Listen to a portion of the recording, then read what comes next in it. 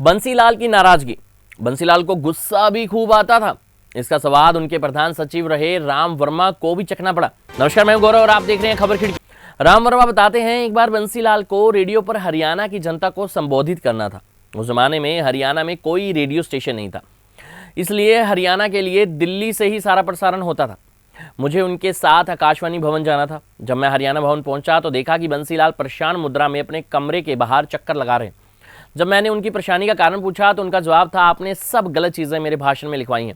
मैंने साफ किया कि मैंने वही चीज़ें भाषण में शामिल की हैं जो मुझे लिखित रूप से मिली हैं। जब हम आकाशवाणी भवन पहुंचे तो बंसीलाल ने बहुत आत्मविश्वास के साथ अपना भाषण पढ़ा, लेकिन आकाशवाणी के महानिदेशक शुंगलू ने उनसे कहा कि आप 2 वाक्यों को दोबारा पढ़ दीजिए। ये वही वाक्य थे जिसमें बंसीलाल ने राम वर्मा के लिखे भाषण में दी गई जानकारी को सही किया था। बंसीलाल ने कहा, शुंगलू साहब, मैं क्या कर सकता हूँ। इन साहब ने ये स्पीच मुझे कुछ मिनटों पहले दी है, जिसमें कुछ गलत आंकड़े दिए गए थे।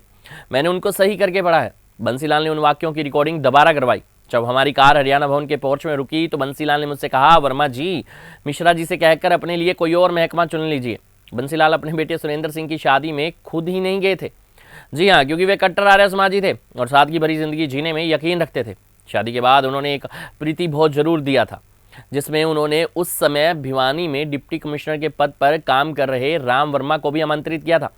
वर्मा बताते हैं, मैं और मेरी पत्नी सावित्री उस भोज में उनके यहाँ गए थे। वो कांजीवरम की साड़ी पहने हुए थी और उनके कानों में सिर्फ सोने के छोटे झुमके थे। बंसीलाल की पत्नी विद्या देवी मेहमानों का स्वागत कर रही थी। जब उन्होंने मेरी पत्नी को बिना जेवरों के देखा, आश्चर्यचकित रह गई। उनके मुंह से निकला, अरे छोरी, तू तो नागी बूची आ गई है।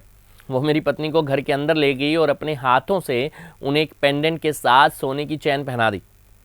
मेरी पत्नी जब बाहर आई तो वो थोड़ा नाराज थी।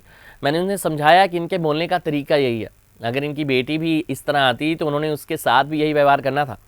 दावत के बाद मैं और मेरी पत्नी वो सोने की चैन लौटाने विद्या देवी के पास गए, लेकिन उन्होंने उसे लेने से साफ इनकार कर दिया।